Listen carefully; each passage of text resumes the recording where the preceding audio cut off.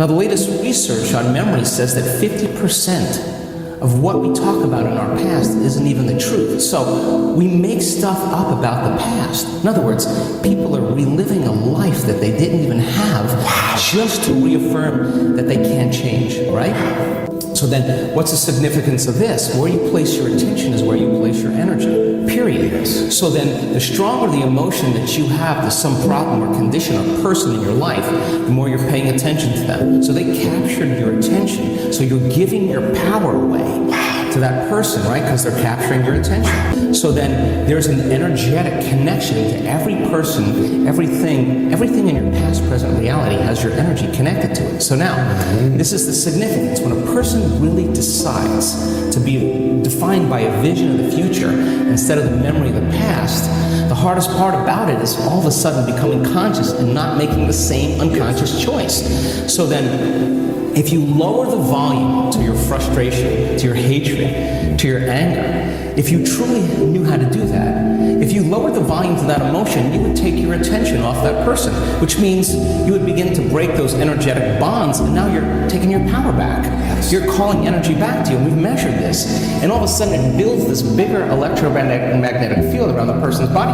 That's energy to heal. That's energy to create a new future with, right? And then if you didn't want to lower the volume to the emotion, then just take your attention off the person. And every time you take your attention off the person, if you became conscious of that, you wouldn't feel the emotion. Now the body, though, has been addicted to that emotion because you're using that person to reaffirm your addiction to hatred or frustration. And if that person died, you find another one. So then, here you go now. So now you're in a position now where you begin to lower the volume to that emotion. And the body's going, wait a second, you've been doing this for the last 20 years, and all of a sudden you're just going to stop hating? And the body says, well, I've been conditioned this way. And conditioning is based on the past.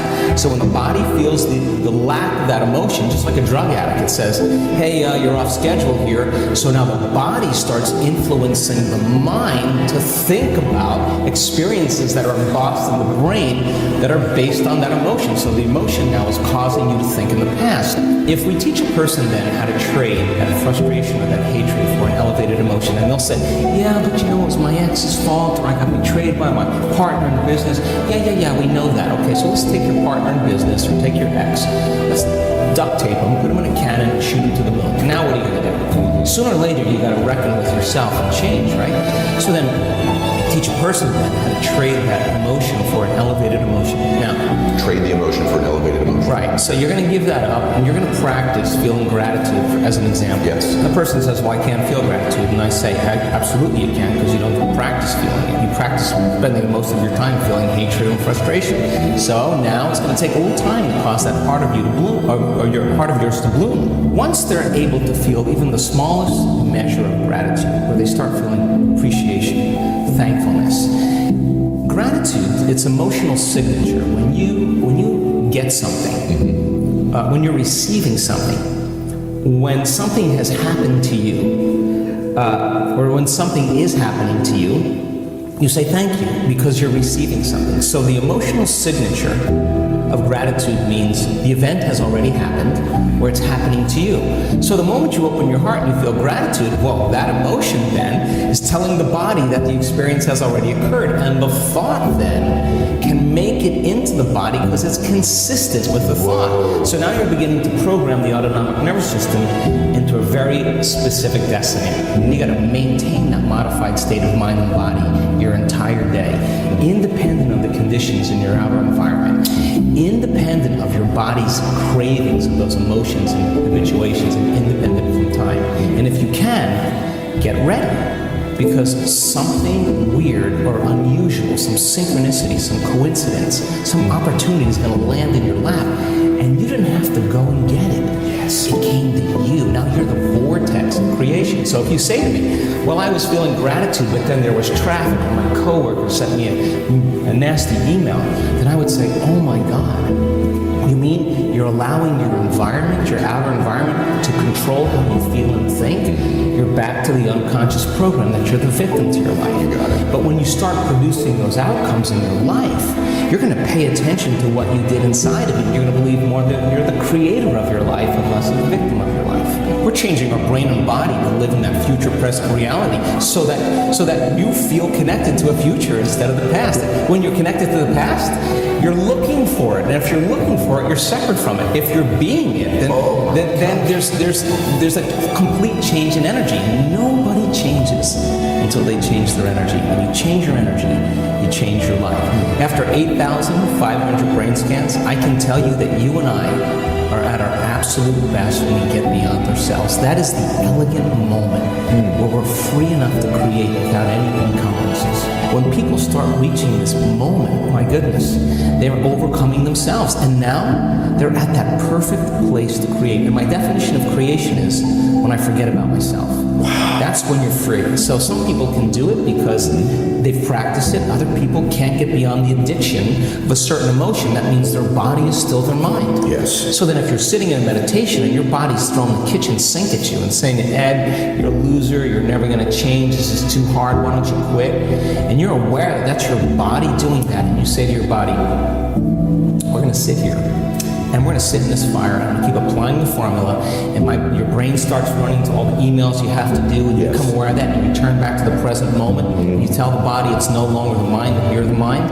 Now your will is getting greater than that program, and there's a liberation of energy. And every time you do that, that's a victory. And you teach people... Every time you do that, that's a victory. When your mind tells the body, I'm in charge. When you say, when you want to get up and you want to quit, and you go, that's my body, bring it back. Okay. And now you're taming the animal. The body is the animal, and you're like a dog, you sit. And if you keep doing this, you're climbing on top, and the body finally acquiesces. It finally says, I'm not going anywhere. And then boom, there's this liberation of energy. What's the side effect? Joy. A person's heart just automatically opens up, and every time they do that, those victories add up. There's no such thing as a bad meditation.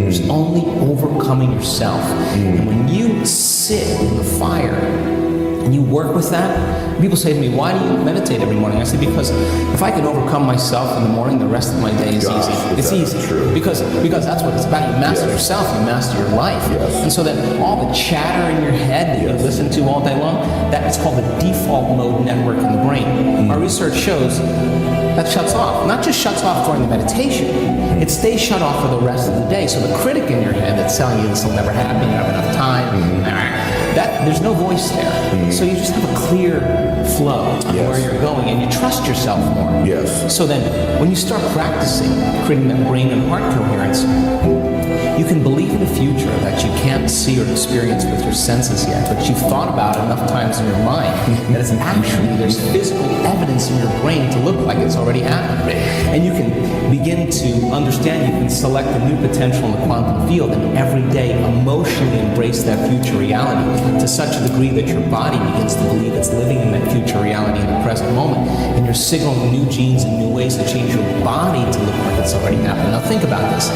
If there's physical evidence by thought alone in your brain and body to look like your wealth or your future has already happened, it's already happened.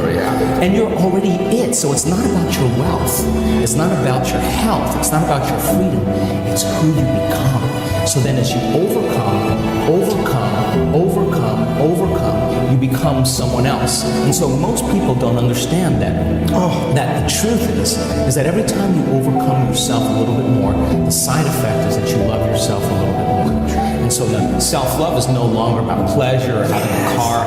It's something that you're cultivating within you. So then imagine, we have research to show, and this is such a duality, that when you start seeing the brain start synchronizing, getting coherent, the front of the brain and the back of the brain, the two hemispheres coming together, and we can say to scientists that come and study our work, watch this, Ed's gonna pop. What do you mean? Just watch, this is gonna be good. And all of a sudden you see this brain going into this kind of psychic union, the heart blows wide open, you see coherence going on, and you look around at that person, and there's tears running down their face.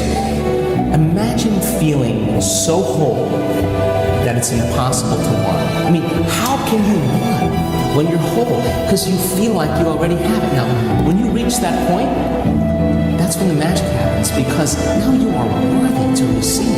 And the universe only gives us what we think we're worthy of receiving.